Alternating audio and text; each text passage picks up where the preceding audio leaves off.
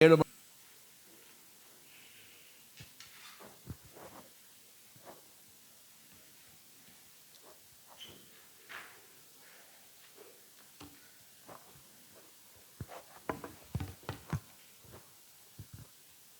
இயேசு கிறிஸ்துவின் இணையற்ற நாமத்தினால் வந்த ஒருவரையும் வாழ்த்துகிறேன்.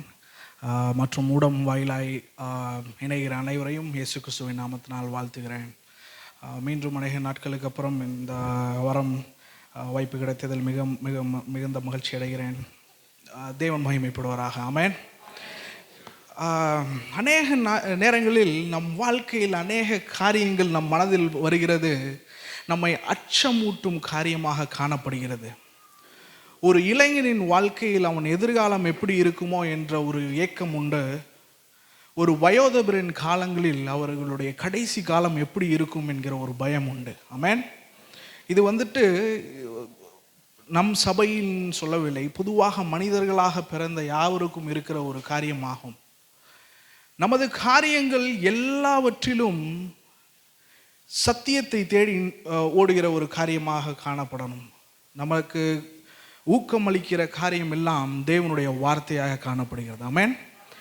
நமது உணர்வுகளோ நமது பயங்களோ நமது பக்கத்தில் உட்கார்ந்து இருக்கிறவர்கள் நம்மளை பற்றி சொல்கிறதோ உண்மை அல்ல. ஆமென். வேத வசனத்தில் தேவன் நமக்கு என்ன சொல்கிறாரோ அதுதான் சத்தியமாக காணப்படுகிறது. ஆமென். இங்கே உள்ள இன்னைக்கு இயேசு கிறிஸ்துவின் இரத்தத்தினால் கழுவப்பட்டு இயேசு கிறிஸ்துவை விசுவாசிக்கிற அனைவருக்கும் தேவன் இன்னைக்கு ஒரு வாக்கு தத்தத்தை கொடுக்க விரும்புகிறார். ஆமென்.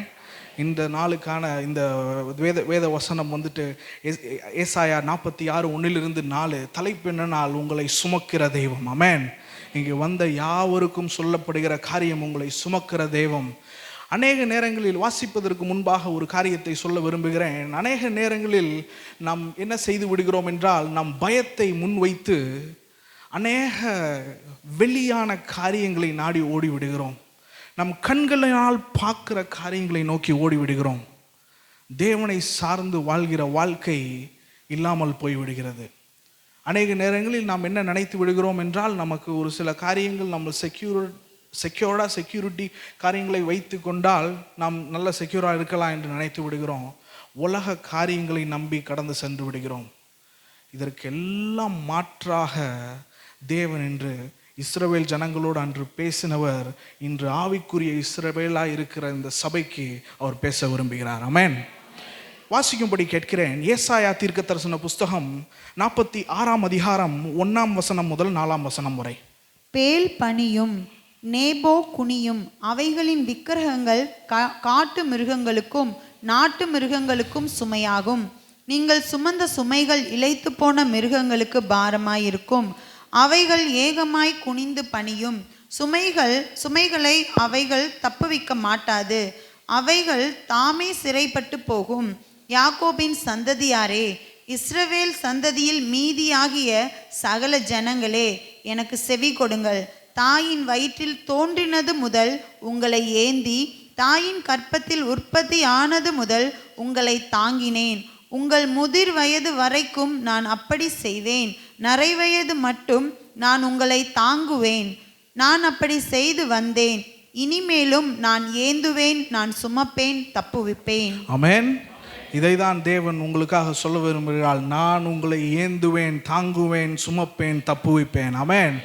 ஏற்கனவே அவர் தப்புவித்தார், இனிமேலும் அவர் தப்புவிப்பார். ஆமென். முதலாவது அருமையாக நமது சகோதரிகள் பாடின பாட்டை கேட்டோம். என்ன என் ஆனந்தம் சொல்லக்கூடாதே. ஒரு சிறப்பான பாடல், சிறந்த முறையில் பாடினார்கள். அதுதான் நமது ஆனந்தம். ஆமென். முதலாவது நம் தேவனோடு நம்மளுடைய ரிலேஷன்ஷிப்பை இயேசு கிறிஸ்து மீண்டும் சரிப்படுத்தினது தான் ஒரு பெரிய காரியம்.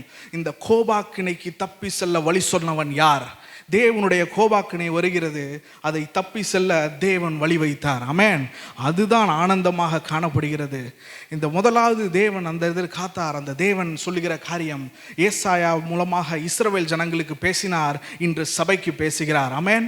அநேக நேரங்களில் சபையாகிய நாம் இயேசு கிறிஸ்துவை அறிந்திருந்தாலும் காலங்கள் நடுவில் மாறி போக ஒரு சூழ்நிலை வந்து விடுகிறது. நாம் சபைக்கும் வருகிறோம், மற்றவர்களையும் நம்ப வேண்டிய ஒரு சூழ்நிலை வந்து விடுகிறது. ஆமென். ஆரம்பத்திலிருந்து பார்க்கிறோம், நேபு பனியும் பேல் பணியும் நேபு குனியும். ஆமென். இது யார்? இது முதலாவது இந்த புஸ்தகம் 66 சாப்டர்ஸ் உள்ள ஒரு புக். இதை ஒரு சிறிய வேதாகமம் என்று சொல்வார்கள். ஏனென்றால் இயேசு கிறிஸ்துவை பற்றி அநேக காரியங்கள் சொல்லப்பட்டது. இரண்டாவது வருகையை குறித்து சொல்லப்பட்டது, முதல் வருகையை குறித்து சொல்லப்பட்டது, இயேசு கிறிஸ்துவுடைய பாடுகளை குறித்து சொல்லப்பட்டது. எல்லாம் 500 ஆண்டுகளுக்கு முன்னமே தீர்க்க தரிசனமாக சொல்லப்பட்டது. எல்லாம் நிறைவேறியது. ஆமென். சில காரியம் நிறைவேறாமல் இருக்கிறது, அது இரண்டாவது வருகையில் நிறைவேற்றப்படும். ஆமென். இந்த புஸ்தகம் அநேக சிறப்பு வாய்ந்த புஸ்தகமாய் காணப்படுகிறது. இதை அறியாத நபர்கள் மிக சிலராக தான் இருப்பார்கள். யாராக இருந்தாலும் ஒரு விரும்பிய ஒரு தீர்க்க தரிசன புஸ்தகம் என்றால் ஏசாயா புஸ்தகத்திற்கு தான் போவாங்க. ஆமென். இது ஒரு மிக அருமையான ஒரு புஸ்தகம். எழுத்திலையும் நம்மை தொடுகிற ஒரு காரியமாக காணப்படுகிறது. இதை எழுதினவர் ஏசாயா தீர்க்கதரிசியாக காணப்படுகிறார். ஏசாயா தீர்க்கதரிசி ஆமோஸின் குமாரன் என்று அழைக்கப்படுகிறார். அரண்மனையில் ராஜாவோட ஒரு ரிலேட்டிவாக இருக்கலாம் என்று எண்ணப்படுகிறார். ஏனென்றால் அடிக்கடி அவர் ஈஸியாக கிங்டமுக்கு அந்த உசியா ராஜாவுடைய ரிலேஷனாக இருப்பார் என்று எண்ணப்படுகிறார். ஏனென்றால் அவர் ஈஸியாக அந்த ராஜ்யத்துக்குள்ளே போயிட்டு தீர்க்கதரிசனம்லாம் உரைத்து கொண்டு வருகிறதுனால் இவர் எழுதுகிற ஒரு காரியமாய் இருக்கிறது. இது 39 இரண்டாக பிரிக்கிறார்கள். முதல் 1 to 39 வரைக்கும் இட்ஸ் சாப்டர்ஸ் ஆஃப் ரெட்ரிபியூஷன். தேவனுடைய கோபாக்கனை கீழ்ப்படியாத அவர்களுடைய பிள்ளைகள் மேல் வருவதை குறித்து எழுதுகிறான். அநேக காரியங்கள். மிச்ச 27 புஸ்தகத்தில் ரிகன்சிலியேஷன், மீண்டும் அந்த தேவன் அவர்களை விடாமல் அவர்களை மீண்டும் ஏற்றுக்கொள்வதை குறித்து எழுதுகிறான். ஆமென். இந்த வசனத்தில் 46 1 to 4 வரைக்கும் உள்ள பின்னணியை பார்க்க வேண்டும் என்றால் இஸ்ரவேல் ஜனங்கள் ஏற்கனவே அசீரியர்களால் சிறைப்படுத்தப்பட்டு போயிட்டாங்க. ஏனென்றால் அவர்கள் கீழ்ப்படியாமல் போய்விட்டார்கள். தேவன் அநேக காரியங்களை சொன்னார், அவர்கள் எதுவும் கீழ்ப்படியவில்லை. ஏசாயா அவர்களுக்கும் தீர்க்க தரிசனம் உரைத்தான். ஆனால் இவன் வந்துட்டு சதன் கிங்டம் என்று சொல்வார்கள். இஸ்ரவேல் வந்துட்டு தெற்கே உள்ள ராஜ்யம், வடக்கே உள்ள ராஜ்யம் வந்துட்டு இஸ்ரவேல். இது தெற்கே உள்ள ராஜ்யம் யூதா கோத்திரத்தாராக காணப்பட்டார்கள். சதன் கிங்டம் வந்துட்டு யூதாவாக காணப்பட்டார்கள். இதில் என்ன பார்க்கிறோம் என்றால் பேல் மற்றும் நேபோ என்கிறவர்களை. யார் இந்த பேல் மற்றும் நேபோ? இது வந்துட்டு பாபிலோனியர்களுடைய தெய்வங்களாக காணப்பட்டார்கள். பொன்னினாலும் மிகுந்த விலை கூடின பொருட்களினாலும் செய்யப்பட்ட ஒரு தெய்வங்களாக காணப்பட்டார்கள்.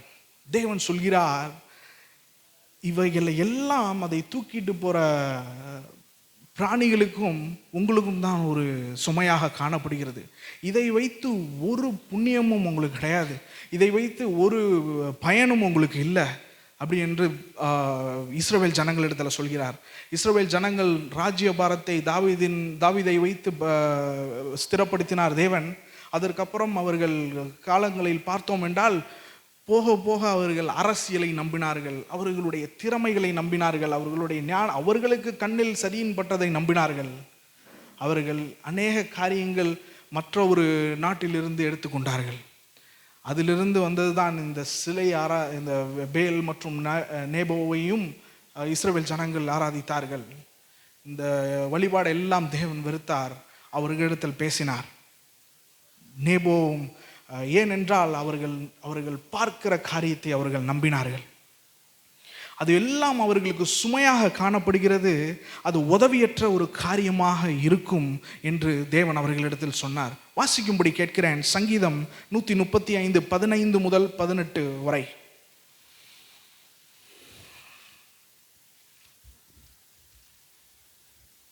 அஞ்ஞானிகளுடைய விக்கிரகங்கள் வெள்ளியும் பொன்னும் மனுஷருடைய கை வேலையுமாய் இருக்கிறது.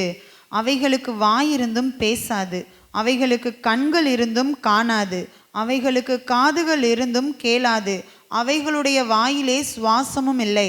அவைகளை பண்ணுகிறவர்களும் அவைகளை நம்புகிறவர்கள் யாவரும் அவைகளைப் போல் இருக்கிறார்கள். ஆமென். அதுக்கு வாய் இருந்தும் பேசாது, கண் இருந்தும் காணாது, காது இருந்தும் கேட்காது. அதை வணங்குகிறவர்கள் அதை போல் மாறுகிறார்கள். ஆமென். நாம் யாரை வணங்குகிறோமோ அவரை போல் நாம் மாறிக்கொண்டிருக்கிறோம். நாம் இயேசு கிறிஸ்துவை போல் ஒவ்வொரு நாளும் we are being sanctified, பரிசுத்தப்படுத்துதலினால் தேவன் இயேசு கிறிஸ்துவை போல் நம்மை மாற்றி கொண்டிருக்கிறார். ஆமென்.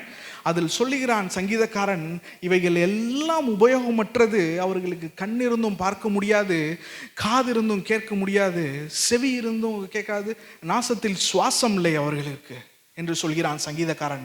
இதை இஸ்ரவேல் ஜனங்கள் மிக சிறப்பான முறையில் அறிந்திருந்தார்கள். அறிந்திருந்தவர்களும் பின்மாறி போனார்கள்.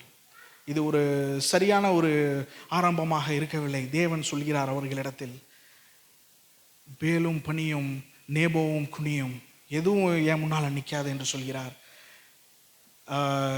யூதா கோத்திரத்துக்கு இதை எழுதுகிறான். மற்றொரு காரியத்தை பார்த்தோம் என்றால், இஸ்ரவேல் ஜனங்கள் ஏற்கனவே அசீரியர்களால் சிறைப்படுத்தப்பட்டார்கள். யூதா அதை பார்த்து கற்றுக்கொள்வார்கள் என்று நினைத்தால் அதே தவறை அவர்களும் செய்து காலப்போக்கில் பாபிலோனியர்களால் சிறைப்படுத்தப்பட்டார்கள். இது எல்லாம் தேவனுடைய சொற்களுக்கு எதிராக செய்யப்பட்ட காரியத்தினால் நடந்த காரியம் இது. அநேக நேரங்களில் இந்த காரியம் இந்த உதவி செய்யாது என்று சொல்கிறார்கள். தேவன் அதையும் சொல்கிறார் கீழே இதில், அந்த தெய்வங்களும் சிறைப்படுத்த போக பண்ணுவார் அப்படி என்று. நம் எஸ்ராவின் புஸ்தகத்தை வாசிக்க ஆரம்பித்தோம் என்றால் ஆரம்பத்திலே அது சொல்லப்படுகிற காரியம், ஆண்டவர் நெகேமியா வாயிலிருந்து சொல்லப்பட்ட வார்த்தையை கோரேசின் ஆவியை ஏவி நிறைவேற்றினார். ஆமென். எரேமியா 70 வருடத்துக்கு முன்பாக தீர்க்க தரிசனம் உரைத்து விட்டு போய்விட்டான். எஸ்ரா எழுதுகிறான். ஆரம்பத்திலே அதில் தான் முதல் வசனமே அதுதான். 70 ஆண்டுகள் தீர்க்க தரிசனம் உரைத்த தீர்க்கதரிசி இல்லை, எரேமியா இல்லை. ஆனால் அந்த தீர்க்க தரிசனத்தை சொன்ன தேவன் இருந்து நிறைவேற்றினார். ஆமென். இந்த தேவன் இந்த சாப்டர்லே ஒரு சிலைகளுக்கும் தேவனுக்கும் உள்ள ஒரு வித்தியாசத்தை காண்போம். இதில் இந்த சிலைகள் எல்லாம் அவர்களோட சிறைப்படுத்தப்பட்டது, இந்த தேவன் சொன்ன வார்த்தை நிறைவேறியது. ஆமென். இது எல்லாம் கண்ணிருந்தும் காணாது, நாவிருந்தும் பேசாது, அவர்களால் ஒன்றும் செய்ய முடியாது, அவர்களால் உங்களுக்கு தான் பிரச்சனை அப்படி என்று சொல்கிறார் தேவன். அநேக நேரங்களில் நம் வாழ்க்கையில் பார்க்கிறோம், நம் வாழ்க்கையில் சிலைகளை நாம் வணங்கவில்லை என்று சொல்கிறோம். ஆனால் தேவனுக்கான இடத்தை யாருக்கு கொடுத்திருக்கிறோம் என்கிற ஒரு கேள்வியை நமக்கு முன்பாக நாம் வைக்க வேண்டிய அவசியம் உண்டு. ஆமென். நாம் தேவனை தான் நம்பி இருக்கிறோமா அப்படி என்கிற ஒரு கேள்வி இருக்கிறது. நம் வாழ்க்கையில் நேபுவும் பெல்லும் யாராக இருக்கிறார்கள் என்கிற ஒரு கேள்வி உள்ளது. இது பக்கத்தில் உள்ளவர்களை நீங்கள் சொல்லக்கூடாது, உங்களுக்குள்ளே நீங்கள் கேட்டுக்கொள்ள வேண்டிய கேள்வி, எனக்குள்ள நான் கேட்டுக்கொள்ள வேண்டிய கேள்வி, எனக்கு முன்பாக இருக்கிற விக்கிரகம் என்ன என்று. அநேக நேரத்தில் நாம் அறிந்து வைத்து இருப்போம், நம்மையே அறியாமல் சப்கான்ஷியஸாக ஒரு சில காரியங்கள் நடக்கப்படுகிறது. இந்த நாட்களில் வாசிக்கும்படி கேட்கிறேன். சங்கீதம் 62:10.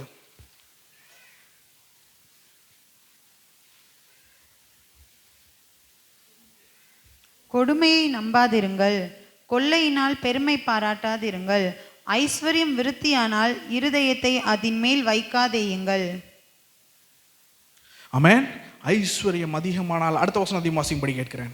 தேவன் ஒரு தரம் விளம்பினார், 2 தரம் கேட்டிருக்கிறேன், வல்லமை தேவனுடையது என்பதே. ஆமென்.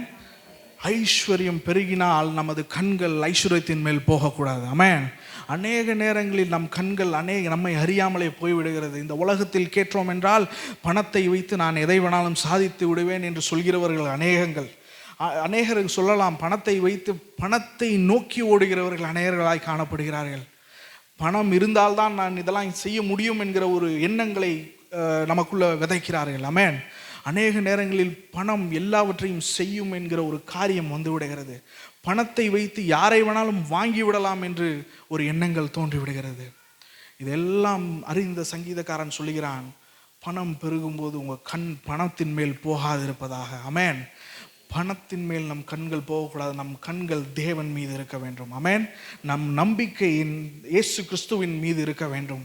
அதுதான் சங்கீதக்காரன் இந்த இடத்துல சொல்கிறான். பணம் வரட்டும், பணத்தின் மீது நம்ம கண்கள் போய்விடக்கூடாது. பணம் நம் வாழ்க்கையில் ஒரு விக்கிரமாக மாறிவிடக்கூடாது. ஐஸ்வர்யம் ஒரு விக்கிரகமாக மாறிவிடக்கூடாது.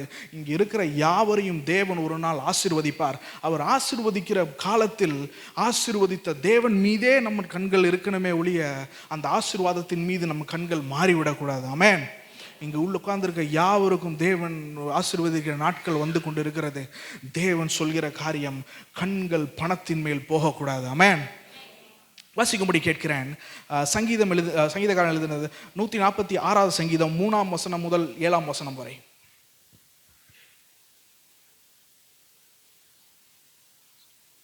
பிரபுக்களையும் இரட்சிக்க திராணி இல்லாத மனுபுத்திரனையும் நம்பாதேயுங்கள். அவனுடைய ஆவி பிரியும், அவன் தன் மண்ணுக்கு திரும்புவான். அந்நாளிலே அவன் யோசனைகள் அழிந்து போம். யாக்கோபின் தேவனை தன் துணையாக கொண்டிருந்து தன் தேவனாகிய கர்த்தர் மேல் நம்பிக்கையை வைக்கிறவன் பாக்கியவான். அவர் வானத்தையும் பூமியையும் சமுத்திரத்தையும் அவைகளிலுள்ள யாவையும் உண்டாக்கினவர். அவர் என்றென்றைக்கும் உண்மையை காக்கிறவர். அவர் ஒடுக்கப்படுகிறவர்களுக்கு நியாயம் செய்கிறார். பசியாய் இருக்கிறவர்களுக்கு ஆகாரம் கொடுக்கிறார். கட்டுண்டவர்களை கர்த்தர் விடுதலையாக்குகிறார். யாக்கோபின் தேவனை துணையாக கொண்ட அனைவரும் இங்கே உட்கார்ந்திருக்கோம். ஆமென். இதில் என்ன சொல்லப்படுகிறது என்றால், ஒரு வலிமையான பவர். பணம் ஒரு சைடு, பவர், பதவி. அநேகர் நினைக்கிறாங்க ஒரு பெரிய இடத்த பிடிச்சிட்டோன்னா நம்ம நினைச்சதை பண்ணலாம் என்று. அதையே ஒரு விக்கிரகமாக வைத்து ஓடிக்கொண்ட இருக்கிற வேலை வந்துடக்கூடாது நமக்குள்ள. ஆமென். தேவனால் நடத்தப்படுகிற ஒரு காரியம் இருக்க வேண்டும் நம் வாழ்க்கையில். அதில் தான் சங்கீதக்காரன் சொல்கிறான், அவர்கள் நினைத்தது, அவர்கள் நாசத்தின் சுவாசம் நின்றுவிட்டால் அவர்கள் நினைத்தது அவர்களோடு போய்விடும். அவர்கள் காலையில் மலருகிற மலரை போல் இருக்கிறார்கள், மாலையில் அவர்கள் ஒன்றும் இல்லாமல் போய்விடுகிறார்கள். இதையெல்லாம் சங்கீதக்காரன் அறிந்தவனாய் இருக்கிறான்.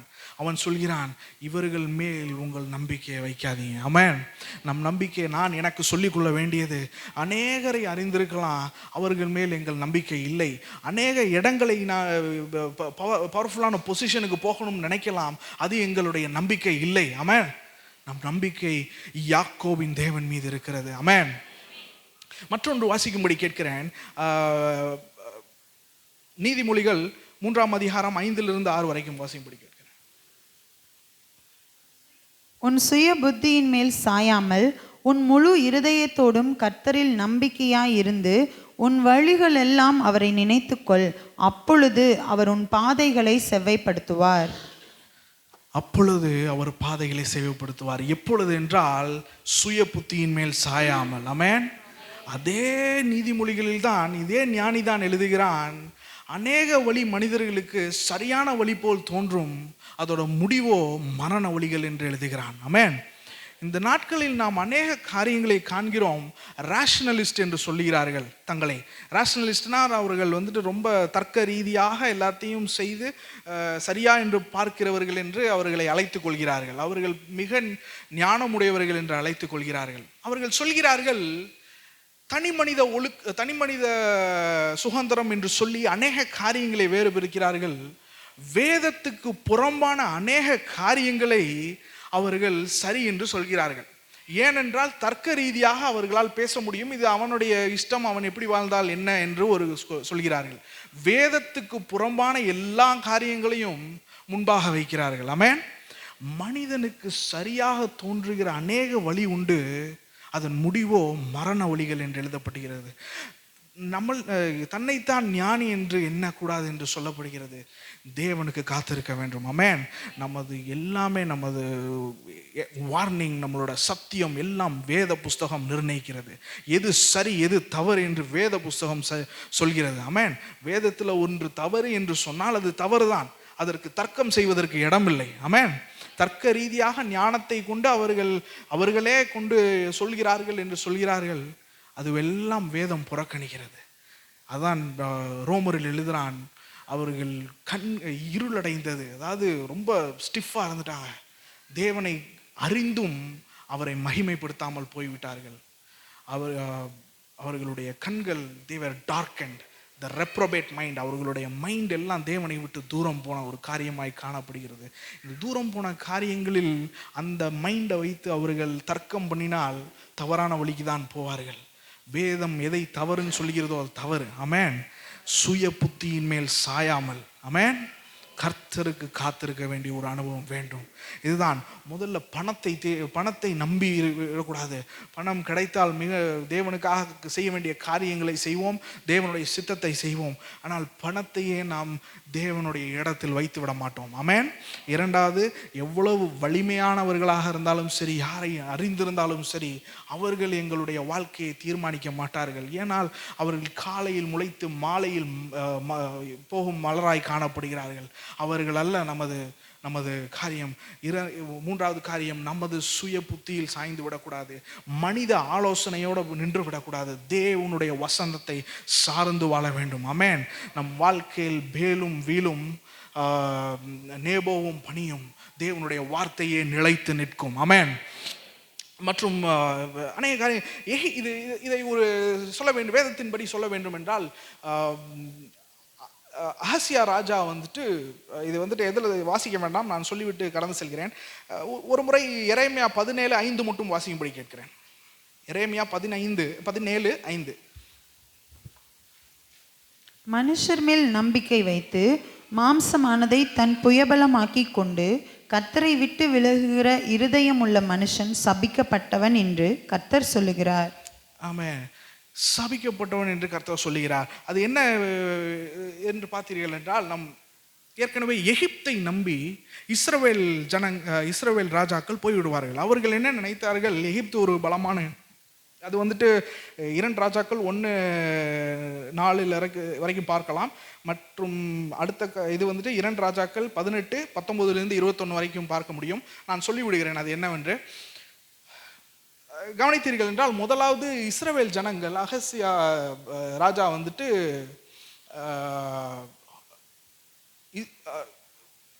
அசீரியர்கள் அவர் மேல் போர் தொடுத்து வர்றார்கள் என்று அறிந்தவுடன் இவன் எகிப்திடத்தில் போய் சேர்ந்து விடுகிறான். எதற்கென்றால் அவனுக்கு ஒரு உதவியாக இருக்கும் என்று நினைத்தான். ஏனென்றால் எகிப்து அந்த நாட்களிலும் சற்று பலன் குறைந்தாலும் அவர்கள் மிகுந்த மற்ற ராஜ்யங்கள் எழும்பி கொண்டிருந்த காலங்கள் அது. அசீரியர் எழும்பி கொண்டிருந்தார்கள். எகிப்தியரும் கொஞ்சம் பலமானதாக இருந்தார்கள். அவர்களிடத்தில் அரசியல் ஞானத்தை வைத்து ஒரு ஒப்பந்தம் பண்ணி கொண்டார்கள். இதுவே தவறான ஒரு காரியம், எகிப்தை நம்பி அவர்கள் போனது.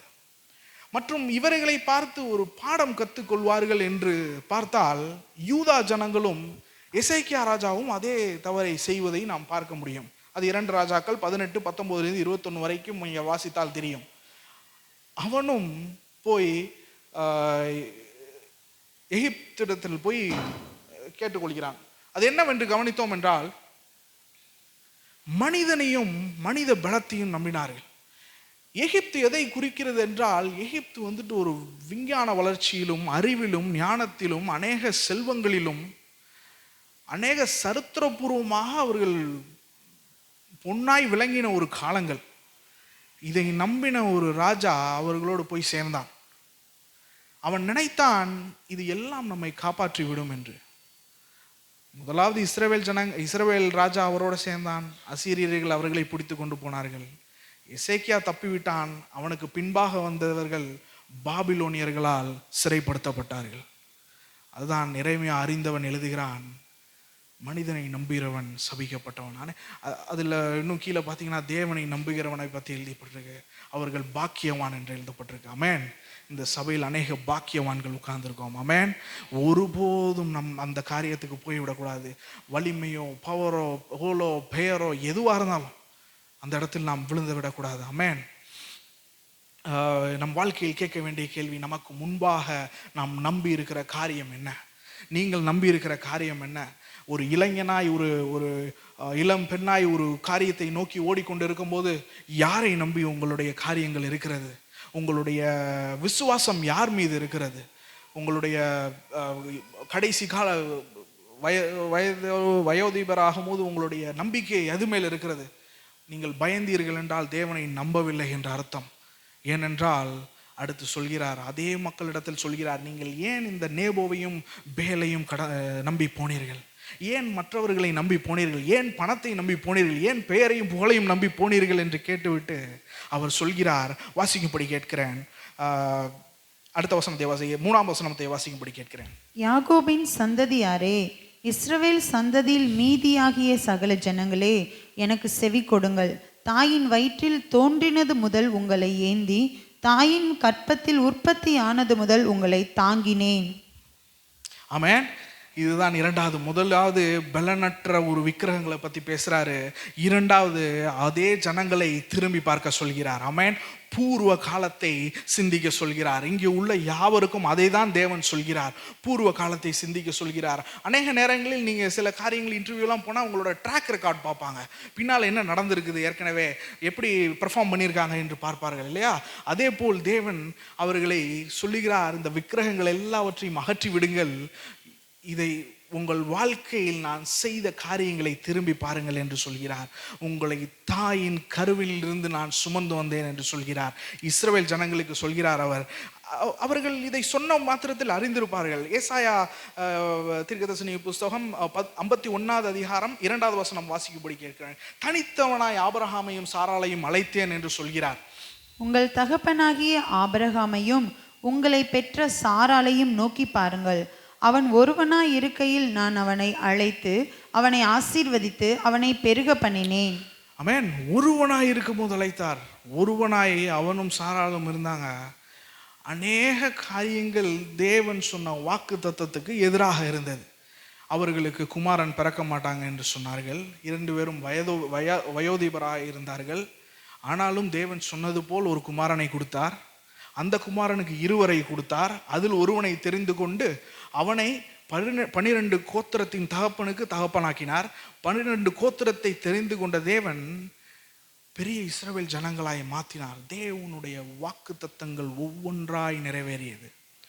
இதே தேவன் அவர்களை எகிப்தின் அடிமைத்தனத்துக்குள் அனுமதித்தார். எகிப்தின் அடிமைத்தனத்திலிருந்து இது எல்லாம் அறிந்திருந்தார்கள். ஆபிரகாமை எப்படி அழைத்தார், தங்கள் தகப்பன் ஆபிரகாமை யூதர்கள் அறிந்திருந்தார்கள். எப்படி சுமந்தார், எப்படி வந்தார் என்று. ஈசாக்கை எப்படி காத்தார் என்று அறிந்திருந்தார்கள்.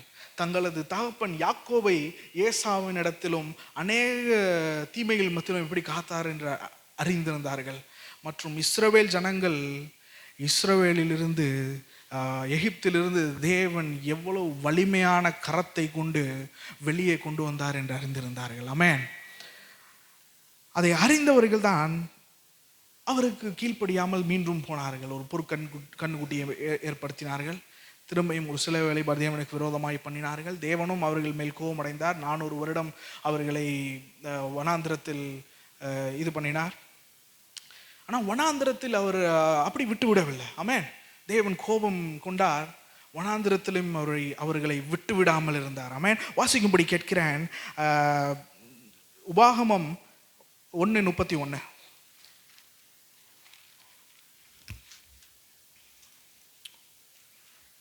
ஒரு மனிதன் தன் பிள்ளையை சுமந்து கொண்டு போவது போல நீங்கள் இவ்விடத்துக்கு வருகிற வரைக்கும் நடந்து வந்த வழிகள் எல்லாவற்றிலும் உங்கள் தேவனாகிய கர்த்தர் உங்களை சுமந்து கொண்டு வந்ததை கண்டீர்களே. உங்கள் தேவனாகிய கர்த்தர் உங்களை சுமந்து கொண்டு வந்ததை கண்டீர்களே. தேவனாகிய கர்த்தர் அவர்களை கரத்திலேந்து சுமந்தார். ஆமென். 400 வருடங்கள் அவர்களுக்கு இந்த ஸ்ட்ராட்டஜிலாம், மிலிட்ரி ஸ்ட்ராட்டஜிலாம் தெரியாது. அவர்களிடத்தில் பெரிய வெப்பனரிலாம் கிடையாது. இருந்தாலும் அநேக நாகரிகமான மக்கள் மத்தியிலும் கொண்டு வந்தார். அவர்களோட யுத்தம் அறிந்தவர்களையும் யுத்தத்தில் மேற்கொள்ள வைத்து நடத்தி வந்தார். ஆமென். இந்த வனாந்திர வாழ்க்கையில் அவர்களுடைய துணி இதாகவில்லை, செருப்பு பெருசாகல. தேவனே அவர்களை சுமந்து வந்தார். ஆமென். அவ்வளவு காடையினால் போஷித்தார். அவர்களை மன்னாவினால் போஷித்தார். தேவன் அவர்களை ஊற்று தண்ணீரினால் அநேக இதில் போஷித்தார். தேவன் 400 வருடங்கள் அவர்களை அருமையாக சுமந்து கொண்டு நடந்தார் என்று பார்க்கிறோம். நாம் அதை அறிந்திருந்தார்கள். அதுதான் சொல்லப்படுகிறது, உங்களை தூக்கி சுமந்தார் என்று. இந்த தேவன் தூக்கி சுமக்கிறவராய் காணப்படுகிறார். ஆமென். நேபுவும் பேலையும் நாம் தான் தூக்கி சுமக்க வேண்டும். ஆமென். அநேக விக்கிரகங்களையும் மக்களையும் முன்வைத்தோம் என்றால் நாம் தான் அவர்களை தூக்கி சுமக்க வேண்டும். இந்த இடத்தில் மாறுதலாக சொல்லப்படுகிறது, உங்கள் தேவன் உங்களை தூக்கி சுமக்கிறார் என்று. ஆமென். அநேகர் இங்கே உட்கார்ந்துருக்கிறீங்க, எல்லாம் உங்களை தேவன் சுமந்து வந்தார். சங்கீதக்காரன் இது வந்துட்டு ஒரு ஒரு கம்யூனிட்டியாக பார்க்குறோம். இப்போ வந்துட்டு ஒரு ஒரு ஒரு தனி மனிதனாக ஒரு சங்கீதக்காரன் எழுதுகிறான். 143வது சங்கீதம் 4ஆம் வசனம் முதல் 6ஆம் வசனம் வரை வாசிக்கும்படி கேட்கிறேன். 143 4லிருந்து 6. என் ஆவி என்னில் தியங்குகிறது, என் இருதயம் எனக்குள் சோர்ந்து போகிறது. பூர்வ நாட்களை நினைக்கிறேன், உமது செய்கைகளை எல்லாம் தியானிக்கிறேன். உமது கரத்தின் கிரியைகளை யோசிக்கிறேன். என் கைகளை உமக்கு நேராக விரிக்கிறேன். வறண்ட நிலத்தைப் போல் என் ஆத்துமா உன் மேல் தாகமாயிருக்கிறது. ஆமென். அவன் அவன் சொல்கிறான், என் இருதயம் தொய்ந்து போயிட்டு I'm so discourage, I'm so down. என்னால் யோசிக்க முடியல, தொய்ந்து போய்விட்டேன். ஆனால் அப்பொழுது அவனுக்குள் சொல்லுகிறான், நான் பூர்வ காலத்தை சிந்திக்கிறேன் என்று. ஆமென். எங்களுடைய முற்பிதாக்களின் வாழ்க்கையில் நீர் செய்ததையும் நான் சிந்திக்கிறேன். எனது தனிப்பட்ட வாழ்க்கையில் நீர் செய்த அற்புதத்தையும் நான் சிந்திக்கிறேன் என்று சொல்கிறான். ஆமென். அநேகர் இங்கே உட்கார்ந்திருக்கிறோம். அநேகர் இங்கே உட்கார்ந்திருப்பதே ஒரு சாட்சியாக இருக்கிறது. ஆமென். தேவன் செய்கிற காரியம், அநேகர் இன்னைக்கு சொல்கிற காரியம் உங்களை திரும்பி பார்க்க சொல்கிறார். இந்த சபையாக நாம் 2000 வருஷம் தேவன் இந்த சபையை சுமந்து கொண்டிருக்கிறார். ஆமென். 2000 வருஷமும் நம்ம இந்த சத்தியத்தை நம் கரத்தில் தேவன் தந்திருக்கிறார். இந்த நாளிலும் 2000 வருஷமாய் சபையை தேவன் காத்து வருகிறார். அது மட்டும் இல்லாமல் நமது சபையை 37 வருடமாக தேவன் கட்டி கொண்டிருக்கிறார். ஆமென். அநேகருக்கு ஆசீர்வாதமாக இங்கே இருப்பது சிலராக இருக்கலாம், இங்கே ஆசீர்வாதம் பெற்று சென்றது அநேகர். ஆமென். இது ஒரு பொதுவாக நாம் இது நகரப்புறம் இல்லாததினால் அநேகர் இங்கிருந்து டிரான்ஸ்ஃபர் ஆகி போவதை நான் பார்க்கிறோம். அநேகர் இன்னும் நண்பராக இருக்கிறார்கள், இன்னும் பாசத்தோடு நண்புடன் பேசுகிறார்கள். அநேகருடைய ஆசீர்வாதங்கள் இந்த இடத்தில் தேவன் செய்தார். ஆமென். அற்புதங்களை செய்தார், அதிசயங்களை செய்தார், தேவனே தூக்கி வந்தார். ஆமென். அநேகர் இந்த சபையை உடைக்கணும்னு நினைத்தார்கள். தேவன் சுமக்கும் போது எதையும் உடைக்க முடியாது. ஆமென். இது மனிதனால் கட்டப்பட்டது அல்ல, தேவன் அவர் சபையை கட்டுகிறார். ஆமென். பாதாளத்தின் வாசல்கள் அதை மேற்கொள்வதில்லை. நான் சொல்வது மனிதர்களை சொல்லவில்லை, சத்ருவானவனை நான் சொல்கிறேன். ஆமென். மனிதர்கள் நம் எதிரி அல்ல. வேற ஒரு ஒப்பீனியன், வேற ஒரு கருத்துள்ளவர்கள் நமது எதிரிகள் அல்ல. சாத்தான் நினைத்த காரியத்தை தேவன் சுமக்கும் போது ஒன்றும் செய்ய முடியாது. ஆமென். இந்த சபையை சுமந்து வந்த தேவன் ஒருவர் இருக்கிறார். அந்த சபை மட்டும் இல்லை, 2000 வருஷமாக தேவன் ஒரு யுனிவர்சல் சர்ச், த கத்தோலிக் சர்ச் என்று சொல்வார்கள். கத்தோலிக் திருச்சபை அல்ல, கத்தோலிக் என்றால் யுனிவர்சல், ஒரு தேவனை ஏற்றுக்கொண்ட யாவரையும் தேவன் சுமந்து வந்தார். ஆமென். இந்த சத்தியத்தை நம் கரத்தில் கொடுத்திருக்கிறார். இந்த தேவன் சுமந்து வந்தார். அது மாத்திரம் அல்ல, இங்கே உட்கார்ந்திருக்க ஒவ்வொருவரையும் நான் யோசிக்க சொல்கிறேன். உங்கள் பேரை சொல்லி நீங்கள் யோசிங்கள். 10 வருடத்துக்கு முன்பாக, 20 வருடத்துக்கு முன்பாக, 30 வருடத்துக்கு முன்பாக அநேக காரியங்கள் உங்களுக்கு எதிராக வந்தது. அநேகர் சொன்னார்கள், அவர்கள் அவ்வளவுதான் என்று சொன்னார்கள். இதை எல்லாம் தேவன் உடைத்து போட்டு இங்கு உங்களை உட்கார வைத்திருக்கிறார். ஆமென். இதுக்கு எல்லாவற்றுக்கும் மேலான ஒரு காரியம் என்றால், உங்களை தேவன் he saved you from the darkness and kept you in the light. உங்களை இருளிலிருந்து ரட்சித்து வெளிச்சத்தில் இன்னும் வைத்து கொண்டிருக்கிறார். ஆமென். நீங்கள் இங்கு இருப்பதே ஒரு சாட்சி தான். உங்கள் உயிரை அநேக நேரத்தில் சத்ருவானவன் எடுக்க முயன்றான். அநேக தோல்விகளும் காரியங்களையும் நீங்கள் கடந்து வந்தீர்கள். சங்கீதக்காரன் சொல்கிறான், அநேகர்களை தேவனே எங்கள் தலைமேல் ஏறி போக செய்தீர். தீயையும் தண்ணீரையும் கடந்து வந்தோம். ஆனால் அதோடு முடியவில்லை. ஆமென். அதோடு முடியவில்லை. விசாலமான இடத்தில் எங்களை கொண்டு வந்தீர்கள் என்ற. Lord, you brought us into the place of abundance. ஒரு விசாலமும் செழிப்புமான இடத்தில் எங்களை கொண்டு வந்தீர் என்று எழுதுகிறான். வாசிக்கும்படி கேட்கிறேன் அந்த வசனத்தை. 66வது சங்கீதம் 12வது வசனம். மனுஷரை எங்கள் தலையின் மேல் ஏறி போக பண்ணினீர், தீயையும் தண்ணீரையும் கடந்து வந்தோம், செழிப்பான இடத்தில் எங்களை கொண்டு வந்து விட்டீர். ஆமென். இது எல்லாம் கடந்த காலம். ஆமென். அநேகர் இருக்கிறீங்க, அநேகர் தீயை தாண்டினவர்கள் இருக்கீங்க, தண்ணீரை தாண்டினவர் இருக்கிறீங்க. அநேகர் இன்னும் அந்த காரியங்களில் சென்று கொண்டு இருக்கலாம். ஆமென். அநேகர் தலையின் மேல் ஏறி செல்ற அனுபவத்தை தேவன் அனுமதித்திருக்கலாம் வாழ்க்கையில். ஆமென். அநேகர் தீயை இனிமேல் காண்பீர்கள், அநேகர் தண்ணியையும் காண்பீர்கள். ஆனால் செய்தி என்னவென்றால், இவைகள் எல்லாவற்றிலும் சுமக்கிற தேவன் உங்களை சுமப்பார் என்பதுதான் செய்தி. ஆமென். தேவன் ஒருபோதும் விலக போவதில்லை. அதை தான் சொல்கிறார், ஏற்கனவே நான் செய்தேன் அல்லவா, அதை நோக்கி பாருங்கள். அதான் என் இருதயம் தொய்ந்து போற நேரத்தில் ஆண்டவரே நான் நீர் செய்த காரியங்களை நினைப்பேன் என்று சங்கீதக்காரன் சொல்கிறான். நீங்கள் செய்ய வேண்டிய காரியம் உங்கள் வாழ்க்கையில் தேவன் செய்த அற்புதத்தை நினைவு கூற வேண்டும். ஆமென். ஒரு முறை சிங்கம் வரலாம், மற்றொரு முறை கரடி வரலாம், ஆனால் அந்த கோலியாத்தும் அதில் ஒருவனாய் தான் இருப்பான். ஆமென். ஆண்டவர் சொன்னார், இயேசு கிறிஸ்து, இந்த நம் கிறிஸ்தவ வாழ்க்கை ஒரு உத்தோப்பிய நாட்டில் வாழ்வதல்ல, ஒரு சிந்திச்சு நம்மளே சந்தோஷப்படுவதல்ல. கிறிஸ்தவ வாழ்க்கை இயேசு கிறிஸ்து மிக தெளிவாக சொன்னார், இந்த உலகத்தில் உங்களுக்கு உபத்திரவம் உண்டு. ஆமென். இந்த உலகத்தில் இயேசு கிறிஸ்துவை பின்பற்றி வந்த யாவரிடத்திலும் சொன்ன காரியம், இந்த உலகத்தில் உங்களுக்கு உபத்திரவம் உண்டு, ஆனால் திடன் கொள்ளுங்கள். ஆமென். அதோடு நிறுத்தி விட்டு போகவில்லை, இந்த உலகத்தில் உபத்திரவம் உண்டு என்று போகல, ஆனால் திடன் கொள்ளுங்கள். ஆமென். நான் உலகத்தை ஜெயித்தேன் என்று இயேசு கிறிஸ்து சொன்னார். ஆமென். இந்த தேவன் உங்களை தூக்கி சுமக்கிறவராக இருக்கிறார். ஆமென். அநேக நாட்கள் உங்களை தூக்கி சுமந்தவர் இன்னமும் உங்களை தூக்கி சுமப்பவராக இருப்பார் என்று சொல்கிறார். ஆமென். நாம் சங்கீதக்காரன் நம் வாழ்க்கையில் we have to reflect. நம் அநேக மெடிக்கல் சைடில் போயிருக்கோம், அநேக காரியங்கள்லாம் நடந்திருக்கு நம்ம வாழ்க்கையில், நாம் அதை திரும்பி பார்க்க வேண்டும். ஆமென். இந்த தேவன் ஏற்கனவே நடத்தி வந்தவர், இனியும் நடத்துவார். ஆமென். அதை தான் சொல்கிறான். நீங்கள் இந்த வருஷ கடைசியில் நம்ம எப்போதும் ஒரு தேங்க்ஸ் கிவிங் மீட்டிங் நமது சபையில் மற்ற அநேக சபையில் வைப்பார்கள். எங்கு போனாலும் எந்த சபையில் இருந்தாலும் நம் வாழ்க்கையில் தேவன் செய்த காரியத்தை மறந்து விடக்கூடாது. ஆமென். அநேக நேரத்தில் அடுத்த பிரச்சனை வந்தோடனே கடந்த பிரச்சனையில் தேவன் என்ன செய்தார் என்பதை நாம் மறந்து விடுகிறோம். அந்த தேவனையே நாம் சந்தேகப்பட்டு விடுகிறோம், இதிலையும் காப்பாற்றுவாரான். அவர் எல்லாவற்றிலையும் காப்பாற்றினவர், இனிமேலும் செய்வேன் என்று சொல்கிறார். வாசிக்கும்படி கேட்கிறேன். 4வது வசனம் வாசிக்கும்படி கேட்கிறேன். உங்கள் முதிர் வயது வரைக்கும் நான் அப்படி செய்வேன், நரை வயது மட்டும் நான் உங்களை தாங்குவேன். நான் அப்படி செய்து வந்தேன், இனிமேலும் நான் ஏந்துவேன், நான் சுமப்பேன், தப்புவிப்பேன். ஆமென்.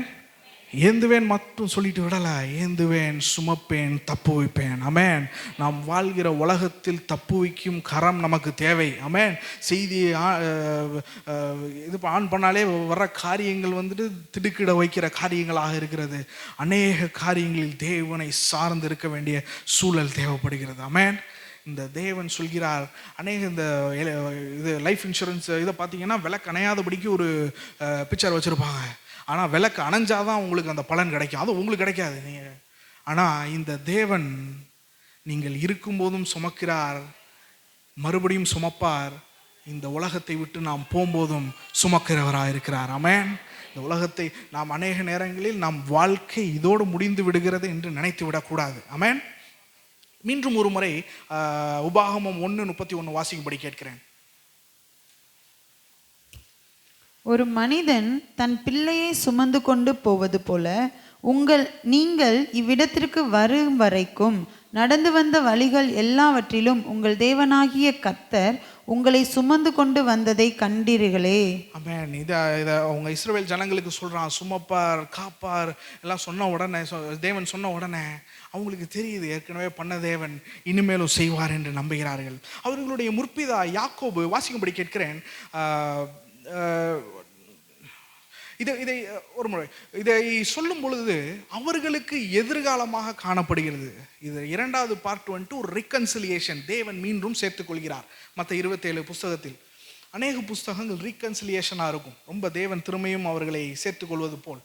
இதை எதை முன்வைத்து சொல்கிறார் என்றால், விழுந்து போன தாவீதின் ராஜ்யத்தை மீண்டும் கட்டுவேன் என்று சொல்கிறார். அதை கட்டினாரா என்கிற ஒரு கேள்வி நமக்கு இருக்கும். 500 வருடங்களுக்கு முன்பாக இயேசு கிறிஸ்துவுடைய வருகையை முன்னுரைக்கிற ஒரு காரியத்தை நாம் காண்கிறோம். வாசிக்கும்படி கேட்கிறேன். 9வது அதிகாரம் 6வது வசனம். ஏசாயா 9:6.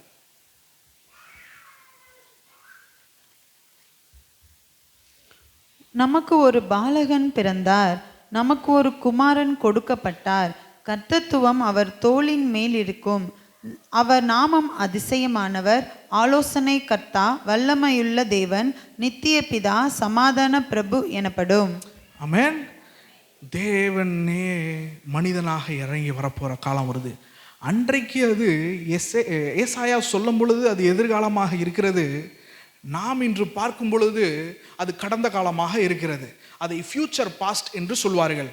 இன்றைய காலத்தில் இதை மாத்திரம் அவன் சொல்லி இயேசு கிறிஸ்து அவன் சொன்னபடியே வந்தார். அதே போல் முதலாம் வருகையில் எதையெல்லாம் எழுதி வைத்தார்களோ அதையெல்லாம் நிறைவேற்றிவிட்டு சென்றார். மற்றும் இரண்டாவது வருகை குறித்தும் அவன் அநேக வசனங்களில் எழுதுகிறதை நாம் காண்போம். அது இன்னும் நிறைவேற காத்து கொண்டிருக்கிறோம். ஆமென். இதோடு முடிந்து விடாது. நான் இவ்வளவு சொல்லிவிட்டு நான் ஒரு காரியத்தையும் உங்கள் முன்பாக வைக்க விரும்புகிறேன். ஏன்னா ஒரு கோட்டை சொல்லும்போது சொல்லுவாங்கள்ல, the truth, the whole truth, nothing but the truth அப்படி என்று சொல்வார்கள். அது எல்லாமே முழு உண்மையை நான் முன்பாக வைக்க விரும்புகிறேன். இதை எழுதின ஏசாயா தேவனுக்காக வாழ்ந்த ஒரு மனிதன். அவனுடைய வாழ்க்கை முடிவை வேதத்தில் எழுதப்படவில்லை. ஆனால் ரபனிக் லிட்ரேச்சர் என்று சொல்லப்படுகிற மற்ற ஒரு எழுத்துக்கள், யூத ரபிக்களால் எழுதப்பட்ட ஒரு காரியத்தில் அவனுடைய சரித்திரம் எழுதப்பட்டிருக்கிறது. அவனுடைய முடிவு எப்படி இருந்தது என்றால், இரண்டாக அவனை துண்டித்து வெட்டிவிட்டார்கள். அவன் இரத்த சாட்சியாய் தேவனுக்காக மரித்தான். அந்த நாட்களில் அவன் வாழ்ந்ததை நீங்கள் பார்த்தீர்கள் என்றால் ஒரு வெற்றி சிறந்த மனிதன் என்று சொல்ல முடியாது. இன்று நாம் அவனுடைய எழுத்துக்களை கொண்டாடுகிறோம், தீர்க்கதரிசி என்று ஏற்றுக்கொள்கிறோம். அவனுக்கு பின்பாக வந்த அநேக காரியங்களை பார்த்து நிறைவேறிட்ட பிறகு ஏற்றுக்கொண்டார்கள். ஆனால் அவனையும் கஷ்டப்படுத்தி தான் கொன்றார்கள். ஆமென். இந்த உலகம் உங்களை வெறுக்கிறது என்றால் நீங்கள் அதை ஆச்சரியப்படக்கூடாது. ஆமென். இயேசு கிறிஸ்துவுக்கே சிலுவை தான் தந்தார்கள். ஆமென். அநேக நேரங்களில் நமது த ஹோப் வி ஹேவ், நம்ம நம்பிக்கை இருக்கிறது இந்த உலகில் மாத்திரம் அல்ல, இந்த வேத வசனம் இந்த உலகத்துக்கு மாத்திரம் அல்ல. ஆமென். இரண்டாவது வருகை ஒன்று இருக்கிறது. இதே தேவன் போனவர் மீண்டும் வருவார். மீண்டும் வருகிற தேவன் கழுதையில் மேல் வரப்போவதல்ல, மாட்டு தொழுவத்தில் பிறக்க போவதல்ல. மீண்டும் வருகிறவர் குதிரையில், வெள்ள குதிரையில் வரப்போகிறார். மீண்டும் நியாயம் விசாரிக்க வரப்போகிறார். ஆமென். இங்கே உள்ள அநேக அநியாயத்தோடு மரித்தவர்கள் உண்டு, தேவ ஜனம் மரித்தவர்கள் உண்டு. நாம் கேள்வி கேட்கலாம், அவர்களையும் தேவன் தூக்கிதான் சுமந்தாரா என்று கேட்கலாம். நான் 100% சொல்ல முடியும், அவர்களையும் சுமந்தார். ஆமென். அதான் பவுல் எழுதுகிறான், எல்லாம் புத்திக்கும் மேலான ஒரு சமாதானம். ஆமென். நான் நேரம் கருதி அநேக காரியங்களை தவிர்க்கிறேன். அநேக சாட்சிகள் நான் சொல்ல முடியும், அநேக காரியங்களை முன்வைக்க முடியும். அவர்கள் மரிக்கும் போது எந்த நிலையில் இருந்தார்கள் என்று. நம் வாழ்க்கை இதோடு முடிய போவதில்லை. ஆமென். நம் வாழ்க்கையில் என்ன கண்டாலும் நாம் தேவனை நோக்கி வாழ்கிறோம். அவரை திருப்திப்படுத்துவதுதான் முக்கியம். ஆமென். அநேக நேரத்தில் விதை போடப்பட்டது. நம்முடைய சக்சஸை யார் முடிவு பண்ணுவாங்கன்னா தேவன் தான் முடிவு பண்ணுவார். ஆமென். சிறிய சபை என்று என்ன வேண்டாம். ஆமென். விதை போடப்பட்டது. இந்த விதை பலன் கொடுத்து அநேக விதைகள் போடப்படும். ஆமென். ஒரு 10 ஜெனரேஷனில் எத்தனை சபை இந்த சபையிலிருந்து எழும்புதுன்னு தெரியாது. ஆமென். சபை நமது சக்ஸஸ் நம்ம முடிவு பண்ண முடியாது. வில்லியம் கேரி வரும்போது அவருடைய ஒரு ஃபெயிலியராக பார்த்தாங்க. அவர் செய்த அநேக வலிமையான ஊழியம், அநேக சமூக புரட்சியை ஏற்படுத்தினார், கல்வியை கொடுத்தார். அவரு ஆனால் பெரிய லெவலில் வரல. அவருக்கு அடுத்து வந்தவர்கள் அதை யூஸ் பண்ணி பெரிய காரியங்களை செய்தார்கள். அவர் மரிக்கும்போது அவர் சாதாரண ஒரு நபராக தான் மரித்தார். ஆகவே நமது பிரயாசங்கள் எதுவும் வீண் போகாது. ஆமென். இந்த தேவன் நம்மை சுமக்கிறவராக இருக்கிறார். அநேக காரியங்கள் மத்தியில் கடந்து போகலாம். ஆமென்.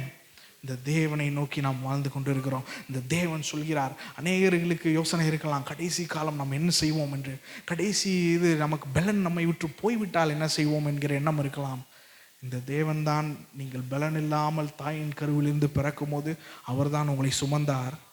அதே தேவன் தான் உங்களை சுமந்து கொண்டிருக்கிறார். ஆமென். கடைசி காலத்திலும் அவர் தான் சுமப்பார். ஆமென். இது எல்லாம் நான் சொல்லவில்லை, இந்த வேதம் சொல்கிறது. அதுதான் சந்தோஷமான காரியம். ஆமென். நான் யாரையும் சந்தோஷப்படுத்துவதற்காக நான் சொல்ற காரியம் அல்ல. வேதத்தில் உரைக்கப்பட்ட காரியத்தை நான் சொல்ல வேண்டியது கட்டாயம். ஆமென். இந்த தேவன் உங்களை சுமக்கிறவராக இருக்கிறார். யாக்கோபின்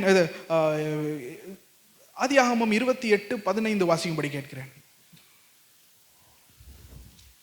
நான் உன்னோடே இருந்து நீ போகிற இடத்திலெல்லாம் உன்னை காத்து இந்த தேசத்துக்கு உன்னை திரும்பி வர பண்ணுவேன். நான் உனக்கு சொன்னதை செய்யும் அளவும் உன்னை கைவிடுவதில்லை என்றார்.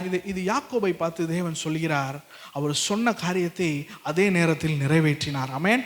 யாக்கோபு எல்லாரையும் விட்டு ஓடினான், தனியை ஒருத்தனாய் ஓடினான். அவன் வாழ்க்கைக்கு உத்தரவாதம் அல்ல, ஆனால் தேவன் சொன்ன வாக்கு தத்தத்தை அவன் வாழ்க்கையில் நிறைவேற்றினார். ஆமென். இங்கே இருக்கிற ஒவ்வொருவருக்கும் சொல்லுகிற காரியம் அதுதான்.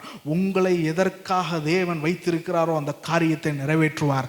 ஆமென். உங்களை எதற்காக இந்த உலகத்தில் கொண்டு வந்தாரோ அந்த காரியத்தை உங்கள் வாழ்க்கையில் நிறைவேற்றுவார். He will take care of you. அவர் உங்களை பார்த்து கொள்வார். ஆமென். எந்த பயமும் வேண்டாம். நீங்கள் உங்களுக்கு பயம் வருது என்றால் வேதத்திற்கு தான் செல்ல வேண்டும். சைக்காலஜிஸ்டோ சைக்கோ தெரபிஸ்டோ அது தேவையில்லை. நமக்கு உண்மையை சொல்லுகிற இந்த வேதாகமும் தான் தேவை. ஆமென். காசை கொடுத்து எதை வேணாலும் சொல்வார்கள். நம் வேதத்தில் இருந்து சத்தியத்தை வாங்க வேண்டும். இயேசு கிறிஸ்து வந்த பொழுது அதான் சொன்னார், எதை குறித்தும் நீங்கள் கவலைப்பட வேண்டாம். முதலாவது தேவனுடைய, அது மத்தேயு 6:25-34 நீங்கள் வீட்டுக்கு போய் வாசிக்கும்படி கேட்கிறேன். சொல்கிறார், முதலாவது தேவனுடைய ராஜ்யத்தையும் அவருடைய நீதியையும் தேடுங்கள், அப்பொழுது இவைகள் எல்லாம் கூட கொடுக்கப்படும். இதை எல்லாம் உலகத்தில் உள்ளவர்களும் கவலைப்பட்டு கொண்டிருக்கிறார்கள். என்ன சாப்பிடுவது, என்ன இது பண்ணுவது. நான் ஒரு காரியத்தை சொல்ல வேண்டும் என்று விரும்புகிறேன். ஒரு சபையிலிருந்து நான் பள்ளி நாட்களில் ஒரு 12ஆம் வகுப்பு படித்து கொண்டு இருக்கும்பொழுது ஒரு எக்ஸாமுக்கு முன்னால் ஒரு சபை, ஒரு பாரம்பரிய சபையிலிருந்து ஒரு போதகரை கூப்பிட்டிருந்தார்கள். அவர் கூப்பிட்ட பொழுது அவர் வந்தார். செய்தி கொடுத்தது இந்த இடத்துலேருந்து கொடுத்தார். அவர் சரியாக தான் கொடுத்தார். நான் டியூஷன் ஒரு மேம்கிட்ட போவேன். அவங்க சொன்னாங்க, என்னடா ரீகன், எதையும் குறித்து கவலைப்படக்கூடாதுன்னு சொல்லிட்டு போயிட்டார் அவர். நீங்களாம் கவலைப்பட்டால் தானே வாழ்க்கையில் முன்னேறுவீங்க அப்படின்னு சொன்னாங்க அந்த மேம். நான் எதுவும் சொல்லலை. அவர்கள் அந்த நாட்களில் எதுவும் சொல்ல விரும்பவில்லை. நான் நல்ல அறிந்தனால சிரிச்சுட்டு விட்டுட்டேன். மற்றபடி அவர்கள் புரிதல், உலகத்தில் உள்ள புரிதல் அவ்வளவுதான். 2 காரியம் இதில் உள்ளது. இயேசு கிறிஸ்து கவலைப்படாதீர்கள் என்று சொன்னாரே ஒழிய காலங்களை திட்டமிட்டு சரியான விதத்தில் பயன்படுத்தாதீர்கள் என்று சொல்லவில்லை. ஆமென். கவலைப்பட்டால் கவலைப்பட்டு ஓரமாக உட்காந்துக்கிட்டு இருக்க வேண்டியதான். காலங்களை திட்டமிட வேண்டும் என்று வேதம் முழுவதும் நாம் பார்க்கிறோம். ஞானி அதான் சொல்கிறான், எல்லாம் பிளான் பண்ணுங்க, பிளானை தேவனுக்கு முன்பாக வைங்க, அவர் அதை வாய்க்க பண்ணுவார். ஆமென். பிளானிங் வேற, ஒரி வேற. கவலைப்படுவது வேற, திட்டமிடுவது வேற. கவலைப்படுகிறதுனால என்னத்தை கூட்ட முடியும்னு இயேசு கிறிஸ்து கேட்குறாரு. அதெல்லாம் பரமபிதா அறிந்திருக்கிறார். ஆமென். இந்த உலகத்தில் ஆகாயத்தில் பறக்கிற பேர்ட்ஸை பாருங்கள், எல்லாத்தையும் பாருங்கள், அதை தேவன் இது பண்ணுகிறார். சாலமோன் அவ்வளோ பணக்காரனாக இருந்தோம், அதை மாதிரி பண்ண முடியல. And he will take care of you. அவர் உங்களை பார்த்து கொள்வார். உங்களோட வேலை என்ன? முதலாவது தேவனுடைய ராஜ்யம். ஆமென். முதலாவது தேவனுடைய ராஜ்யம், அவருடைய நீதியை தேடுங்கள், அப்பொழுது இவைகள் எல்லாம் உங்களுக்கு கூட கொடுக்கப்படும். ஆமென். இறுதி காலத்தில் தேவன் உங்களை தாயின் கருவிலிருந்து சுமந்த தேவன், வாழ்க்கையில் இது நாள் வரைக்கும் வர வைத்த தேவன், இனிமேலும் அவர் உங்களை கொண்டு போவேன் என்று சொல்கிறார். ஆமென். இந்த இதில் அதிகாரத்தில் பார்த்தீங்கன்னா தேவன் எவ்வளவு வலிமையானவர் என்று சொல்கிறார். முந்தின அதிகாரத்தில் ஒளியையும் இருளையும் நான் தான் படைத்தேன் என்று சொல்கிறார். இந்த உலகத்தை நான் தான் படைத்தேன் என்று சொல்கிறார். அநேகர் இப்போ 1930 ஒரு விஞ்ஞானி சொன்னார், ஒரு கண்டுபிடிப்பு என்னன்னா, இட்ஸ் எக்ஸ்பேண்டிங் யூனிவர்ஸ். நான் இப்போ பேசி கொண்டு இருக்க நேரத்தில் இந்த யூனிவர்ஸ் பெரிதாகிக் கொண்டே இருக்கிறது. அவர் ஒரு ஒரு ஒரு பிரபஞ்சத்தை அப்படி உருவாக்கி விட்டு அவர் செல்லவில்லை. அவர் உருவாக்குனது பெரிதாகிக் கொண்டே இருக்கிறது. அநேகர் அந்த யூடியூப் வலைதளத்தில் பார்த்துருப்பீங்க, எவ்வளவு பெரிய எர்த்து எவ்வளோ சிறிய ஒரு காரியமாக இருக்கிறது என்று பார்த்துருப்பீங்க. ஜூபிட்டர், இந்த மாதிரி அநேக இந்த காரியங்கள் எவ்வளோ பெரிதாக இருக்குன்னு பார்த்துருப்பீங்க. இதையெல்லாம் உண்டாக்கினவர் அதையெல்லாம் தாண்டினவராக இருக்கிறார். ஆமென். நாம் நம்பிக்கை இந்த விக்கிரகம் நேபுவோ பெல்லோ அல்ல. நம் நம்பிக்கை லைஃப் இன்சூரன்ஸோ எதுவும் அல்ல. பணமோ புகழோ பெயரோ அல்ல. நம் நம்பிக்கை உயிருள்ள ஜீவனுள்ள தேவன் மீது இருக்கிறது. யாக்கோபின் தேவனை துணையாக கொண்டவர்களாய் உட்கார்ந்திருக்கிறோம். நாம் அசைக்கப்படுவதில்லை. ஆமென். Hallelujah. Praise the Lord. The sovereignty of God. தேவனுடைய இறையாளுமை குறித்து அந்த அதிகாரத்தில் முழுவதாக எழுதுகிறான். இது எல்லாம் ஒன்றும் செய்ய முடியாது என்று சொல்லப்படுகிறது. இதெல்லாம் வீண் என்று சொல்லப்படுகிறது. தேவன் சொல்கிறார், என்னை போய் அதோடைய கம்பேர் பண்ணுவேன்றார். நான் செய்த காரியங்களை பார், இனியும் நான் செய்வேன் என்று சொல்கிறார். அநேகர்கள் கடவுள் இருக்காரா என்று கேட்டுக்கொண்டு இருக்கிறார்கள். அவர்கள் பிரச்சனை கடவுள் இருக்காரா இல்லையா என்பதல்ல. அவர்களுக்கு என்னவென்றால் கடவுளையே கண்ட்ரோல் பண்ண வேண்டும் என்று நினைக்கிறார்கள். அவர்கள் நினைக்கிற காரியம் சயின்டிஃபிக்காக அந்த டெஸ்ட் டியூப்பில் போட்டுட்டு இந்த கெமிஸ்ட்ரி லேப்லலாம் வச்சுருப்பாங்க. அதை போல் கடவுளை உள்ளே போட்டு இது கடவுளான்னு செக் பண்ண நினைக்கிறாங்க. அதற்கெல்லாம் தேவன் உடன்படுகிறவர் அல்ல. ஆமென். ஆங்கிலத்தில் ஒரு சொல்லுவாங்க, God works in a mysterious way. தேவன் மனித அறிவுக்கு எட்டாத விதத்தில் நடந்து கொள்கிறார் என்று. அநேக நேரங்களில் மனித அறிவுக்கு எட்டாதவராய் நடந்து கொண்டாலும் மனித அறிவுக்கு இறங்கி வந்து நமக்கு புரியும்படியும் பேசுகிறார். ஆமென். அதுதான் செய்தி. இந்த இதில் தேவன் செய்கிற காரியம் பெரிய காரியமாக இருக்கும். இங்கே உள்ள யாருக்கும் எந்த கவலையோடு வந்திருந்தாலும் ஒரே நிச்சயத்தோடு நீங்கள் போங்க, the Lord will take care of you. ஆமென். தேவன் உங்களை சுமப்பார் என்று நம்பிக்கையுடன் போங்க.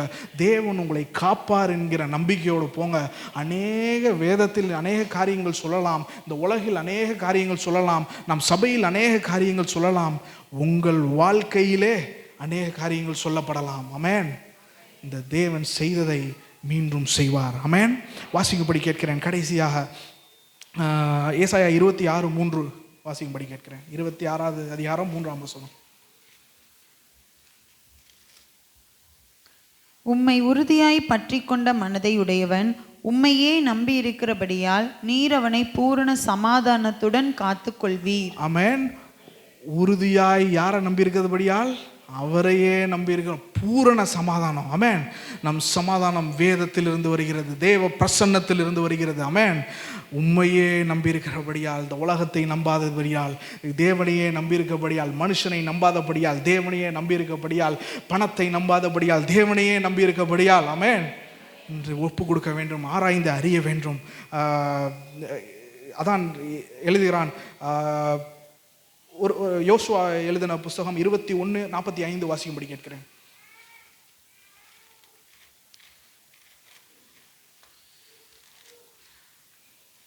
கர்த்தர் இஸ்ரவேல் குடும்பத்தாருக்கு சொல்லி இருந்த நல் வார்த்தைகளிலெல்லாம் ஒரு வார்த்தையும் தவறி போகவில்லை, எல்லாம் நிறைவேறிற்று. ஆமென். கர்த்தர் இஸ்ரவேலுக்கு சொன்ன வாக்குத்தத்தம் ஒன்றும் தவறவில்லை. ஆமென். அநேக வாக்குத்தத்தங்களை சுமந்தவர்களாய் வந்திருக்கலாம், உங்கள் வாழ்க்கையில் ஒன்றும் தவறி போகாது. ஆமென். எதிர்காலத்தில் அநேக வாக்குத்தத்தங்களை சுதந்திரிப்பீர்கள். அநேக வாக்குத்தத்தங்கள் இந்த உலகத்தோடு முடியவில்லை. அநேக சுதந்திரிக்காத வாக்குத்தத்தங்கள் இறைவனை பார்க்கும்போது சுதந்திரிப்போம். ஆமென். நமக்கு உண்மையான சமாதானம் அதுதான்.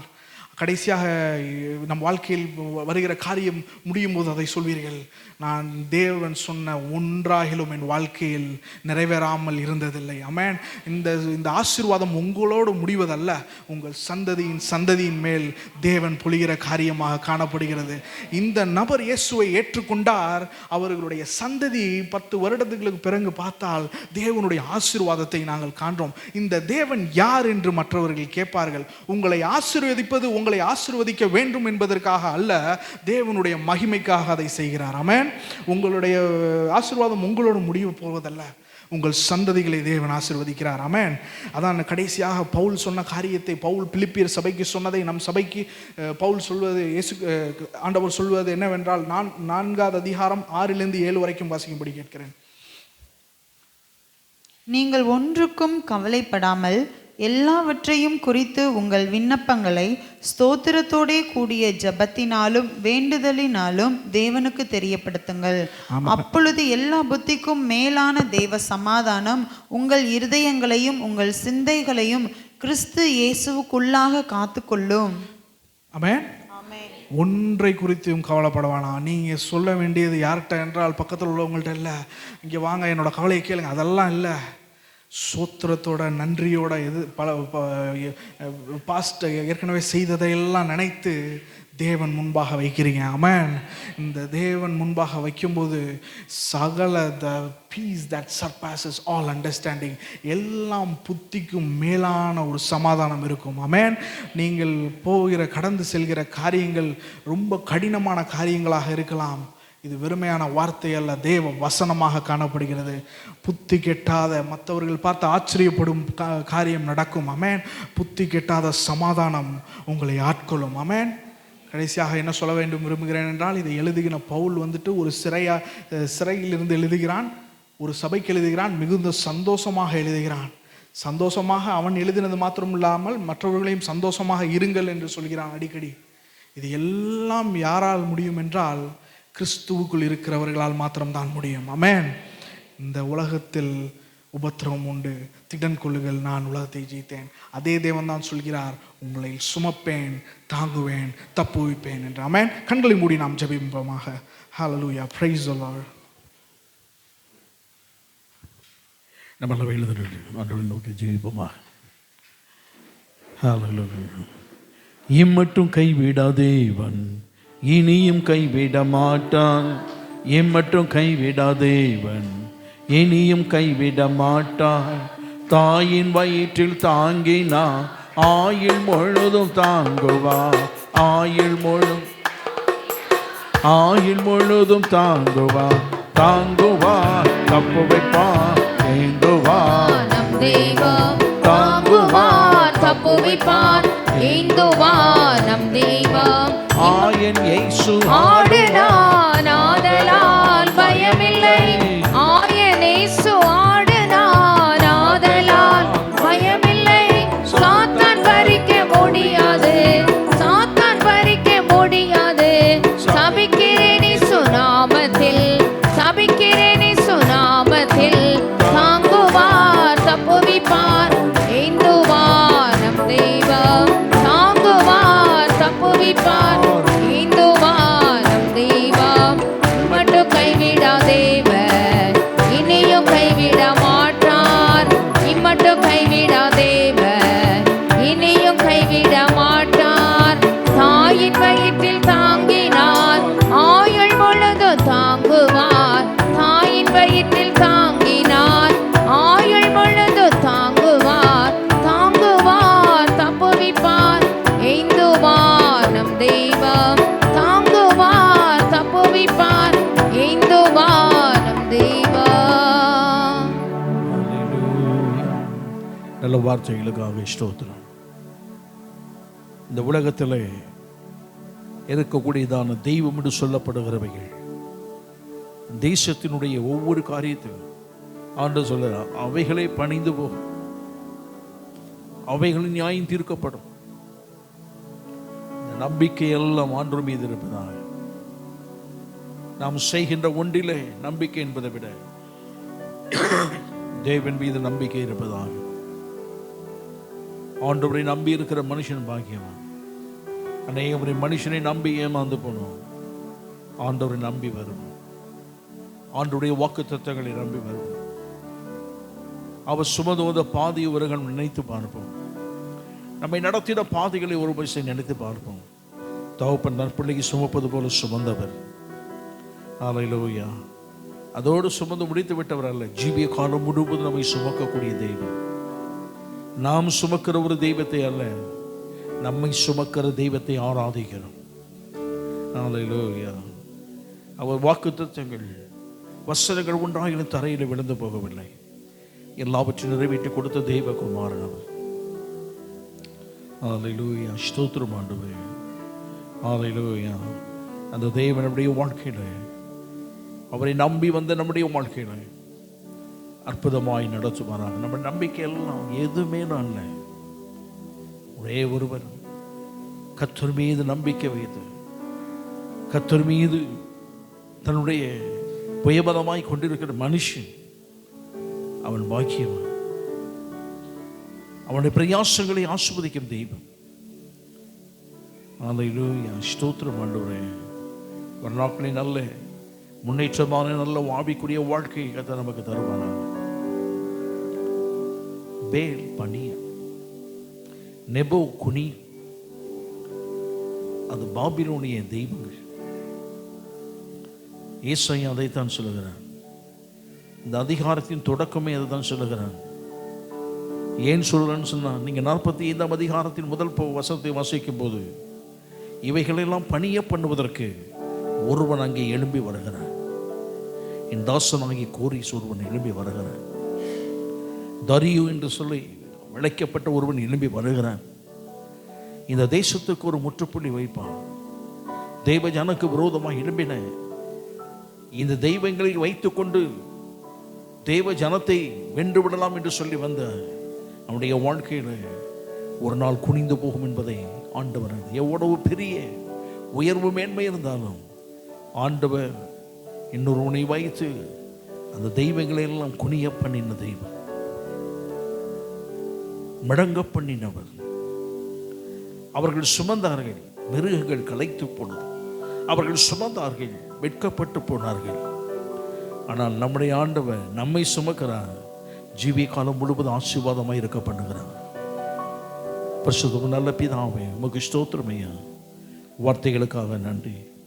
கேட்ட முறை பிள்ளைகளுக்காக ஸ்தோத்திரம். எங்கள் ஆண்டுடைய வாழ்க்கையில் அற்புதமானவைகளை செய்கிறாங்க.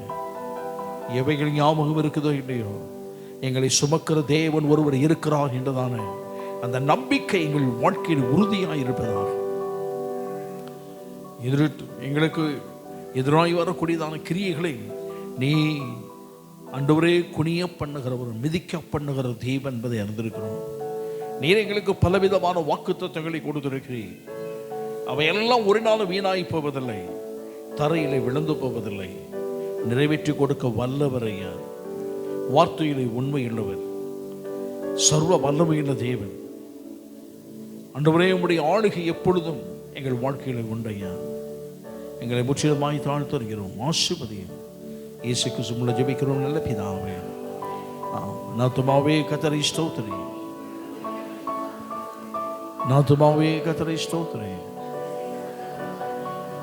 ஆமென், ஆமென். நம்முடைய கர்த்தராக இருக்கிற இயேசு கிறிஸ்துவின் கிருபையும் பிதாவாகிய தேவனுடைய அன்பும் பரிசுத்த ஆவியானவருடைய அந்யோன்ய ஐக்கியம், கிருபை, சமாதானம், சந்தோஷம் நாம் அனைவரோடும் மீண்டும் சதா காலம் இருப்பதாக. ஆமென். அல்லேலூயா, அல்லேலூயா, அல்லேலூயா. மாலை கொடுத்து